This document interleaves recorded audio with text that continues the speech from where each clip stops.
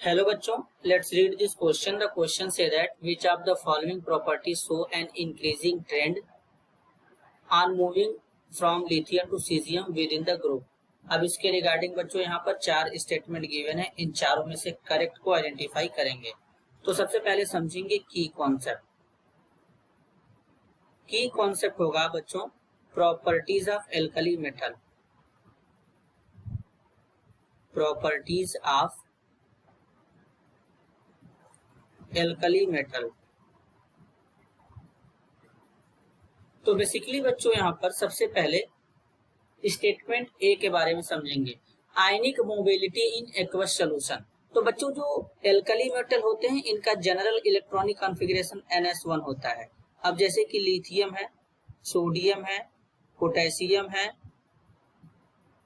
Rubidium है, caesium है, इन सब का बैलेंस इलेक्ट्रॉन 1 होता है। तो इनसे जो कैटायन बनेगा वो कौन बनेगा? Li+ बनेगा। एक इलेक्ट्रॉन रिमूव करेंगे, मोनोवैलेंट कैटायन का फॉर्मेशन कर देंगे।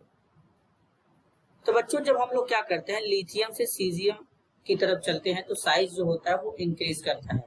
क्या करता है? साइज इंक्रीज करेगा। और जब साइज इंक्रीज करेगा तो इसका साइज सीजियम आयन का क्या हो जाएगा? लार्ज साइज हो जाएगा। और इसका साइज कैसा होगा? स्मॉल होगा, स्मॉल साइज। अब अगर इस कैटायन का साइज स्मॉल है तो ये वाटर में जाएगा और वाटर के ढेर सारे मॉलिक्यूल इसको सराउंड कर लेंगे। वाटर के ढेर सारे मॉलिक्यूल इसको इस तरीके से सराउंड कर लेंगे। अब वाटर के जब ढेर सारे मॉलिक्यूल इसको सराउंड करेंगे तो इस केस में इसका जो मोबिलिटी है एक्वस मीडियम में वो कम हो जाएगा बच्चों। क्या होगा?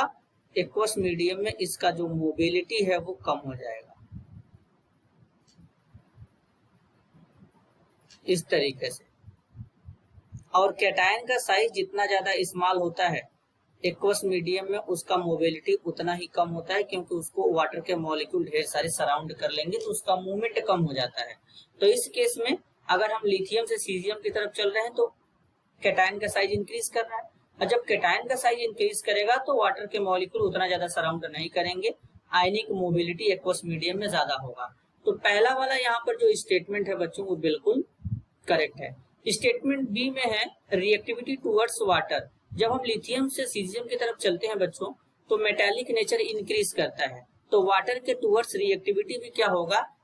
इंक्रीज कर जाएगा। तो इस तरीके से हमारे ये मेटल होंगे, वाटर के साथ रिएक्ट करेंगे, रिएक्ट करने के बाद यहाँ पर क्या बना लेंगे बच्चों? मेटल का हाइड्रोक्साइड बना लेंगे और साथ में हाइड्रोजन गैस रिलीज कर देंगे इस तरीके से।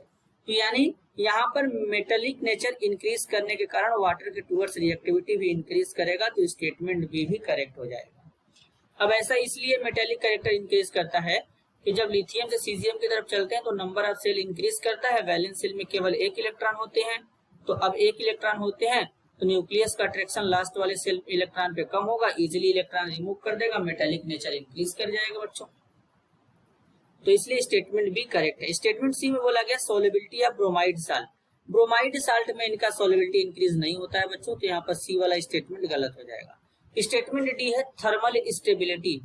अब अगर हम बेसिकली बात करें बच्चों कैटायन का साइज, कौन से कैटायन का साइज स्मॉल है? लिथियम कैटायन का।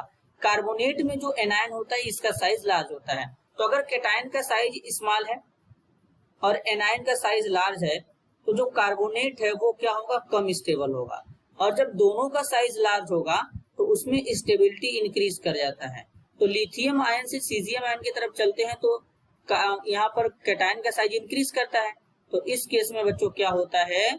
यहाँ पर इसका जो थर्मल स्टेबिलिटी होता है वो इंक्रीज कर जाएगा। तो सोडियम कार्बोनेट स्टेबल हो जाएगा लिथियम कार्बोनेट से, तो इस तरीके से यहाँ पर इनका ये कार्बोनेट हो जाएगा। Potassium carbonate, rubidium carbonate, caesium carbonate, इस तरीके से ये कार्बोनेट हो जाएंगे। तो यहाँ पर स्टेटमेंट डी भी बच्चों यहाँ पर क्या हो जाएगा? करेक्ट हो जाएगा। तो करेक्ट स्टेटमेंट क्या होगा? ए होगा, बी होगा, डी होगा।